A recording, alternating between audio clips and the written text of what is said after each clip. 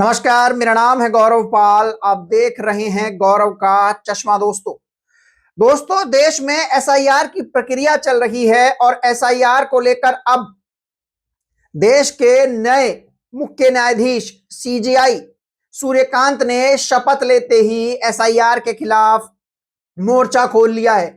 यह कह लीजिए कि ज्ञानेश्वर कुमार की जो मुश्किलें हैं वो बढ़ा दी हैं और जल्द से जल्द एसआईआर के मुद्दे को निपटाने का ठान लिया है। शपथ लेते ही क्या किया है सीजेआई सूर्यकांत ने, यह भी हम आपको बताएंगे। साथ ही साथ बताएंगे कि एसआईआर पर सुपरस्टार विजय ने भी धावा बोल दिया है।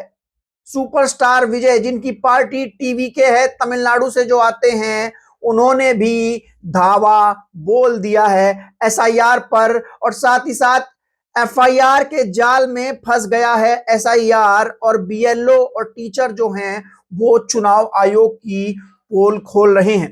बहुत कुछ है एसआईआर पर बात करने के लिए और आपके सामने रखने के लिए। अगर आप पहली बार चैनल पर आए हैं तो चैनल को सब्सक्राइब कर लीजिए, बेल आइकन दबा दीजिए। आपको बता दें कि देश में एसआईआर चल रहा है। चुनाव आयोग special intensive revision of voter list करवा रहा है, जो कि 12 राज्यों में हो रहा है। ये 12 राज्य बहुत महत्वपूर्ण राज्य हैं, जिसमें उत्तर प्रदेश, बंगाल, तमिलनाडु, केरल, तमाम ऐसे राज्य शामिल हैं जहां पर भाजपा की सरकार नहीं है।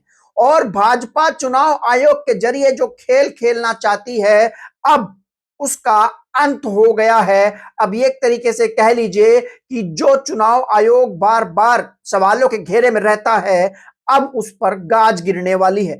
देश के 53वें सीजेआई सूर्यकांत ने एसआईआर पर एक बड़ी कार्रवाई करने की कोशिश की है। जी हां, 26 नवंबर को जस्टिस सूर्यकांत और जस्टिस बेला त्रिवेदी जो हैं, उन्होंने नोटिस जारी कर ज्ञानेश कुमार से जवाब मांगा है, चुनाव आयोग से जवाब मांगा है। जी हां, जवाब क्या मांगा है, क्यों मांगा है, वो मैं आपको बताऊंगा। उससे पहले सुपरस्टार विजय ने एसआईआर के खिलाफ खटखटा दिया है सुप्रीम कोर्ट का दरवाजा। ये मानकर चलिए कि सुप्रीम कोर्ट पहुंच चुके हैं सुपरस्टार विजय, जो कि तमिलनाडु से आते हैं और टीवी के पार्टी चलाते हैं। उन्होंने भी एसआईआर को लेकर सुप्रीम कोर्ट में याचिका लगाई है और अब तक सुप्रीम कोर्ट में याचिका लगाने वाले डीएमके, सीपीआईएम, टीएमसी, कांग्रेस पश्चिम बंगाल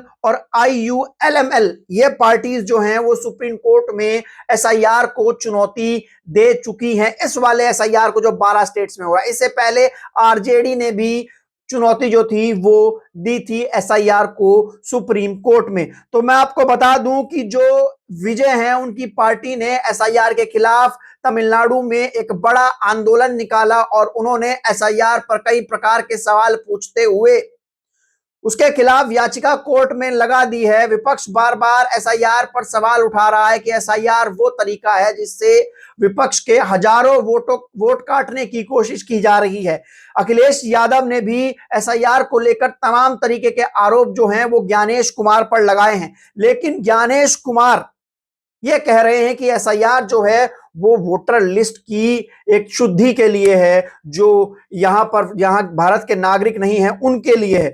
आपको बता दें कि एसआईआर को लेकर देश में संग्राम मचा हुआ है और सुप्रीम कोर्ट भी अब इस मामले को सीरियस ले रहा है। और सुप्रीम कोर्ट के जो जज सूर्यकांत हैं और जज एनवीएस भट्टी हैं और जज जयमाला बागची की जो पीठ है, उसने 26 नवंबर की तारीख दी है इस मामले पर सुनवाई करने के लिए। और 26 नवंबर को जवाब मांगा है चुनाव आयोग से कि चुनाव आयोग अलग अलग राज्य में अलग अलग कानून से एसआईआर क्यों करवा रहा है।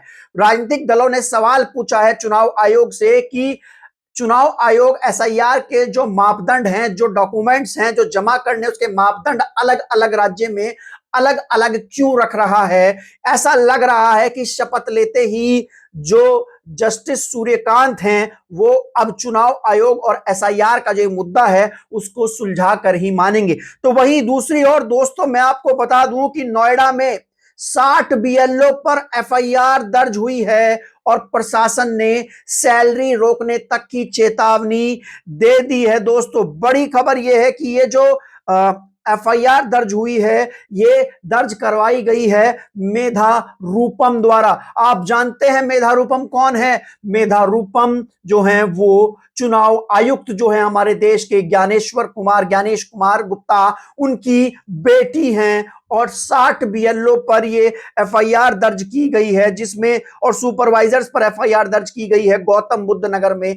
बताया जा रहा है कि ये बीएलओ जो हैं वो अपना काम ढंग से नहीं कर रहे थे, सही ढंग से फॉर्म नहीं बांट रहे थे, सही ढंग से फीडबैक नहीं ले रहे थे और इनके ऊपर बीएलओ के ऊपर ये एफआईआर खुद जस्टिस चीफ जो जिला मजिस्ट्रेट हैं मेधा रूपम, उन्होंने दर्ज कराई। आपको बता दें कि एफआईआर में 1950 जनप्रतिनिधि नियम कानून 1950 की धारा 32 के तहत ये एफआईआर दर्ज कराई गई है। दोस्तों आप समझ सकते हैं एसआईआर को लेकर कई प्रकार के आरोप लग रहे हैं। लोग कह रहे हैं उनको बीएलओ नहीं मिल रहे हैं, फॉर्म घर तक नहीं पहुंच रहे हैं, एसडीएम डीएम जो है वो दबाव बीएलओ के ऊपर बना रहे हैं और बीएलओ जो है वो बता रहे हैं कि वो किसी को फॉर्म दे रहे हैं, किसी को नहीं दे रहे हैं। और ऐसे में 4 तारीख जो है 4 नवंबर से 4 दिसंबर के बीच की तारीख है, इसी में उत्तर प्रदेश के करोड़ों मतदाताओं का एसआईआर होना है। ऐसे में एक बड़ी टेंशन है और विपक्ष ये कह रहा है कि जल्दबाजी में बड़ी संख्या में वोट काटने की साजिश हो रही है। तो ऐसे में मैं आपको बता दूं कि कुछ लोग जो हैं वो एसआईआर को लेकर एक अलग मांग भी अब करने लगे हैं। दोस्तों जी हां, प्रयागराज के एक पार्षद ने कहा है कि एसआईआर की जो समय सीमा है वो बढ़ा देनी चाहिए, सीमा कम है, प्रचार प्रसार ना होने की वजह से लोग परेशान हैं। जी हां बिल्कुल, हम लोग देखते थे पहले कि देश में जब चुनाव होता था तो चुनाव आयोग कैंपेन करता था, टीवी पर ऐड देता था, यूट्यूब पर ऐड देता था, लेकिन अब देश में एसआईआर चल रहा है। एक भी जगह जो प्रचार प्रसार जो है वो चुनाव आयोग करता हुआ दिखाई नहीं दे रहा है। साफ तौर पर चुनाव आयोग चाहता है कि कम से कम लोगों को एसआईआर के बारे में पता लगे और वोट कट जाए। दोस्तों इसके अलावा जो टीचर्स हैं और जो बीएलओ हैं, लखनऊ में एक बीएलओ की मृत्यु हुई है और एक बीएलओ ने इस्तीफा दे दिया है। दोस्तों इस्तीफा देते हुए बीएलओ ने यह बोला है,